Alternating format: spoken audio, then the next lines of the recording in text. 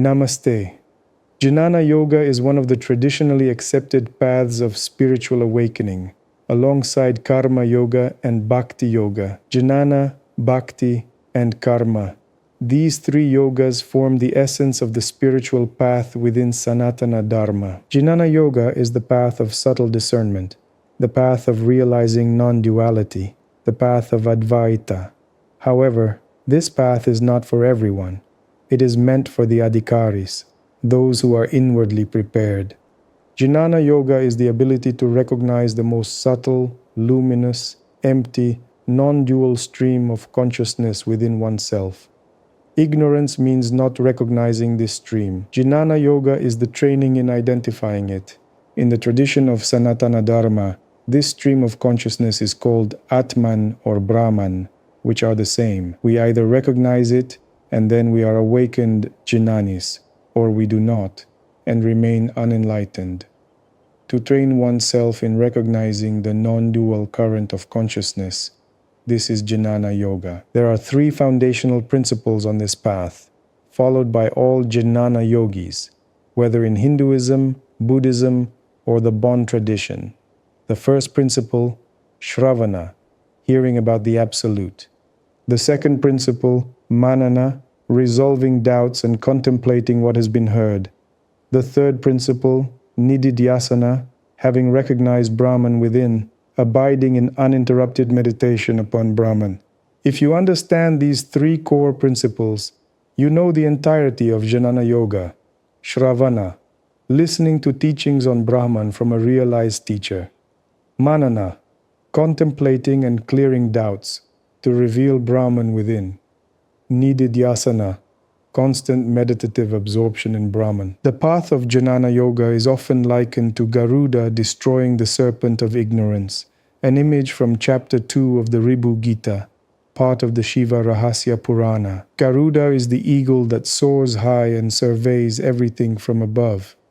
Such is Jnana Yoga. It lets the yogi lift to great heights and annihilates ignorance within the stream of consciousness. Yet, one should not think that Jnana Yoga is accessible to all just because the scriptures are now freely available. The paradox is this: Jnana Yoga conceals itself from the unready. It contains within itself a mechanism of self-concealment. Those who are not inwardly prepared will not be able to grasp it. Jnana Yoga sets a high bar. Sri Shankaracharya lays out its standards in texts such as Vivekachudamani. Adhikara, inner readiness, is required. It includes qualities such as viveka, discrimination between the real and unreal; vairagya, dispassion and detachment from the world; mumukshutva, a burning longing for liberation; and the sixfold qualities of sattva, shatsampad. If these qualities are present, one is adhikari, ready to walk the path of Jnana Yoga. How does the Jnani see the world? He perceives it through the eyes of non-duality. Duality, if it appears at all, is merely peripheral to consciousness. Everything is an illusion: the present moment, the past, the future, the universe, living beings, forms, names, feelings, emotions, philosophies, even samsara and nirvana. None of it exists in the absolute sense, but this non-existence is not a negation. It is profoundly positive. In place of illusion, there is something else. Not nothing, but Brahman. Everything we perceive exists, but in an entirely different, absolute way. What is illusory is only what we assume to be self-existent. It is all one divine consciousness. When we say this is an illusion, we are also saying this is Brahman. The past, the future, the present, all are Brahman. Earth, water, fire, air, space, all are Brahman. All beings, emotions, concepts, everything is Brahman. In some inconceivable way, all of it exists as absolute truth.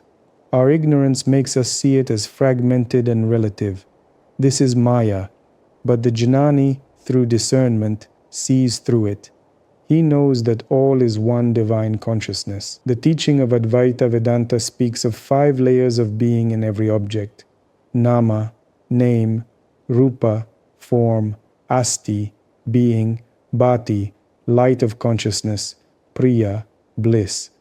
But we perceive only name and form, ignoring being, light, and bliss, that which comes from the Absolute.